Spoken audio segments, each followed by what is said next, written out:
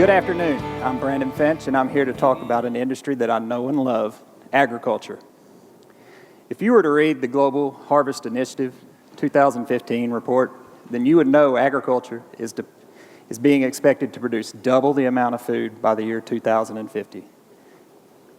You would also have read that we're going to increase the amount of water we consume to produce that food to nearly 90%.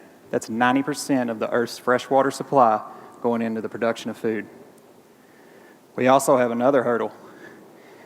In the U.S. alone, we've dwindled the population down, the amount of the population producing agriculture down to 2%. That's 2% of the population producing 100% of the food on the same amount of land. Except the land's diminishing because we're drying up aquifers. So we have to keep improving efficiency. As that gap widens, we're going to rely on technology, breeding, and efficiency. That's the only way to do it. The U.S. government's aware of this issue. Here's the recent photo they put out that shows the amount of water we are decreasing each year by the use of agriculture. And they are even incentivizing this technology through cost share activities, government grants, several different programs. They want technology to help farmers make better decisions to become more efficient on the farm. That's where Smart Farm comes into play. As a fifth-generation farmer, I understand that irrigation technology is needed on the farm today, now.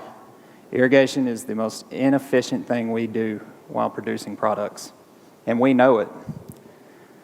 We have a team composed of industry experts in automation, engineering, sales, and agriculture. And that's the team it'll take to get this product functional and into the farmer's hands. The problem is the way that we irrigate today is much like the way you would try to heat and cool a home without a thermostat. We're really unclear as to if we're putting too much, too little. We just take a best crack at it and roll on. We need to move to more of a nest approach, where we can get farmers real-time data that they can make decisions upon. And it may be the smallest decision, but it compounds so greatly. In the state of Arkansas alone, if we could save 1 hour of watering, just 1 hour across the state on every irrigation pump, that would be 5.7 billion gallons of water saved. We are way overwatering by an hour, I can assure you. This is a photo from our 36-node beta site at my family's farm in Arkansas. The beta site is communicating solely upon an RF network. We can use cellular connectivity, but we wanted to show that we have a global strategy to handle this problem, as there are many places in the world, and even in the U.S., that do have poor cell phone connectivity. They are reporting information back to an interface that is really farmer-friendly, and we're getting great responses as we show it to people. It's what I like to call wrenchable data. It's real time. I can look at it, I can make a decision, and I can change the outcome of what's going forward right now. This is a good time to bring this technology to the farm because we're in a generational divide at the farm. The average farmer is 62 years old. When that farmer retires, the next average age of a farmer will be 30 years old. And they're what I like to call the tech-savvy, tech-dependent type farmer. They understand what technology can do for them, they know how to implement it, and they are dependent upon it. So what a great time to bring it to the table. I also love this technology because it doesn't take away jobs. We have to have these guys out there helping us, and if we're going to keep growing population, we got to have jobs for people. So it helps the farmer and his employees do a better job of managing inefficiencies on the farm.